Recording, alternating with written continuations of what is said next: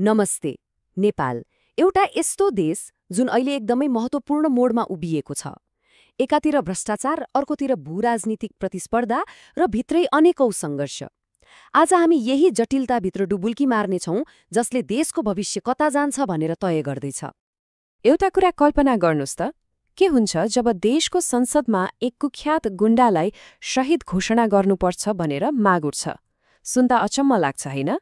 तर यो घटनाले नेपालको राजनीतिभित्रको त्यो अँध्यारो पाटो देखाइदिन्छ, जहाँ राजनीति र अपराध बीचको रेखा कति पातरो छ भन्नेबारे देशव्यापी बहस नै सुरु भयो। ल, सुरु गरौँ हाम्रो पहिलो खण्डबाट।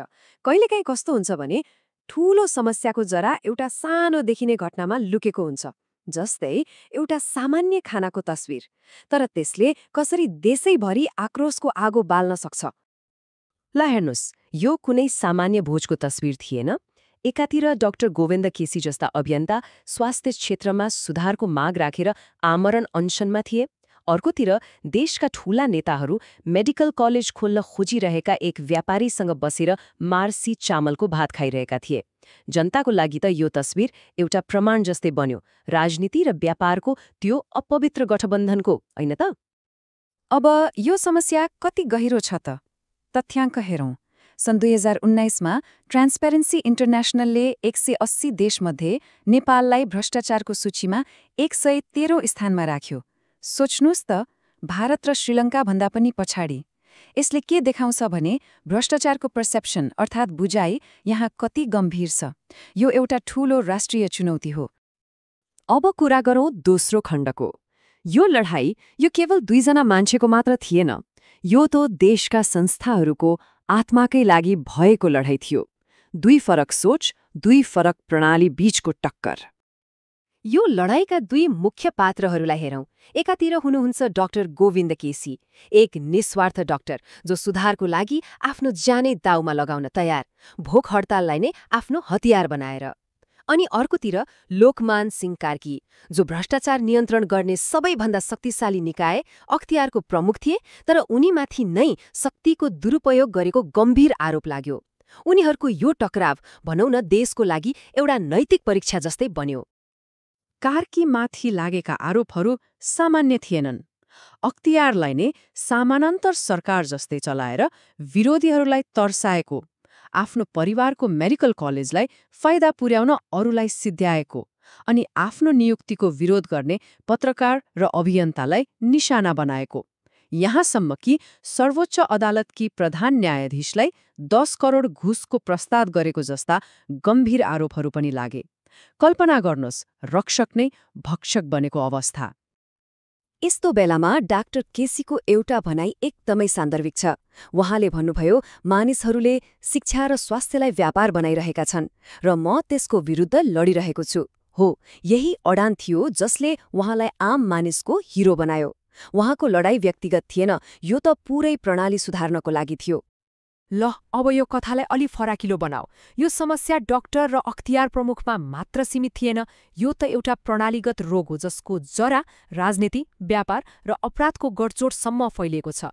र यो मेडिकल क्षेत्रमा मात्र होइन, जग्गा र हाम्रो प्राकृतिक स्रोतसम्म पुगेको छ। यो खेलमा पैसा कति छ त? अनुमान लगाउनुस्। सन् 2025सम्ममा नेपालको घरजग्गा बजारको मूल्य लगभग 454 अर्ब अमेरिकी डलर पुग्ने अनुमान छ। हो, यति ठूलो रकम।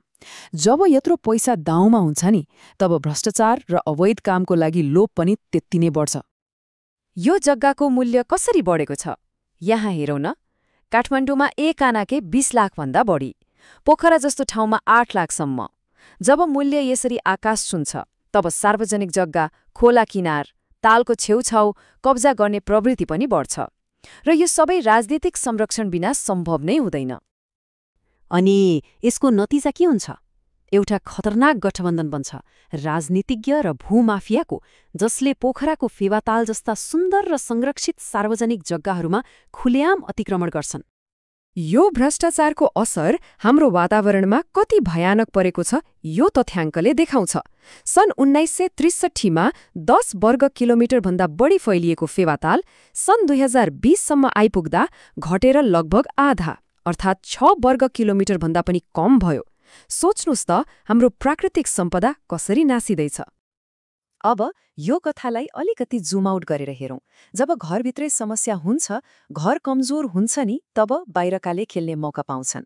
हो, नेपालको अवस्था पनि त्यस्तै छ। देशको आन्तरिक कमजोरीले गर्दा बाह्य शक्तिहरूको प्रतिस्पर्धाको मैदान बनेको छ। यो हिमालयमा एउटा ठूलो खेल चलिरहेको छ। एकातिर छ भारत, जो आफ्नो परम्परागत प्रभाव जोगाइराख्न चाहन्छ र चीनको बढ्दो उपस्थितिलाई रोक्न खोज्छ। अर्कोतिर छ चीन, जो भारतको क्षेत्रीय प्रभुत्वलाई चुनौती दिँदै आफ्नो बेल्ट एन्ड रोड परियोजना मार्फत प्रभाव बढाउन चाहन्छ।